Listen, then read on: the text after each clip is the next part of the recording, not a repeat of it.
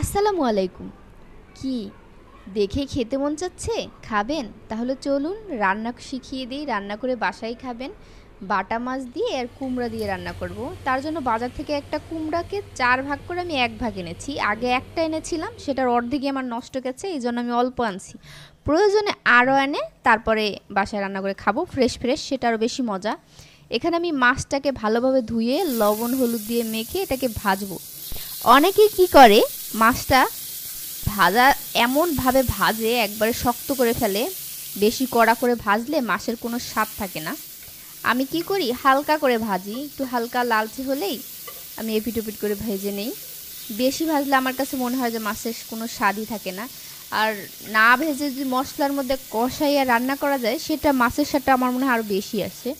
কিন্তু ভাইজা রান্নালে ঝটপটে হয়, আর তাড়াতাড়ি মাছ ভাঙারও কোনো সম্ভাবনা থাকে না, তাই একটু ভাইজেই নিচ্ছি। এখন কি করব, কড়াইতে তেল শেষ হয়ে গেছে, আবার একটু তেল দিয়ে আমি এখানে কুমড়ার মধ্যে লবণ দিলাম, হলুদ দেইনি যেহেতু কুমড়া এমনিতেই হলুদ। একটু মেখে এটাকে আমি ভেজে নেব। এই তো কড়াইয়ের মধ্যে দিয়ে এটাকে আমি একটু লাল লাল করে ভাজবো।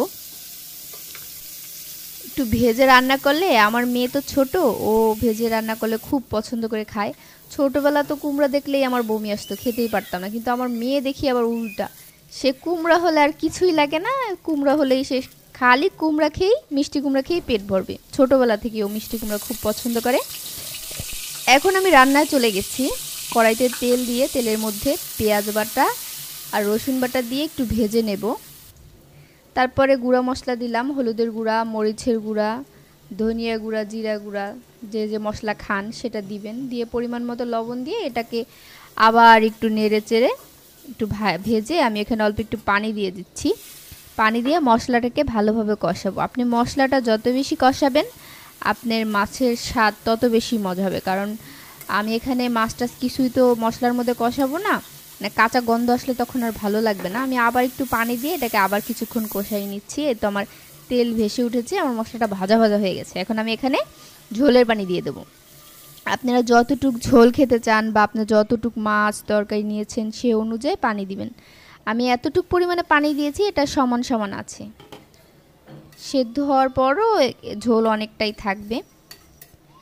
আমি এখানে এটাকে ঢাকনা দিয়ে ঢেকে ফুল আঁচে একবারে হাই ফ্লেমে দিয়ে এটাকে আমি রান্না করব।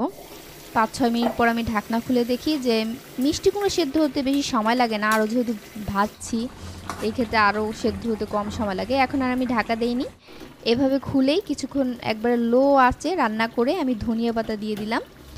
দিয়ে এটাকে আমি, ঝোলটা একটু ঘন ঘন হয়ে গেছে, এখন নামিয়ে নিয়েছি। ধন্যবাদ সবাইকে। আমার ভিডিওটি ভালো লাগলে অবশ্যই আমাকে সাপোর্ট করবেন, আমার সাথে থাকবেন। আল্লাহ হাফেজ।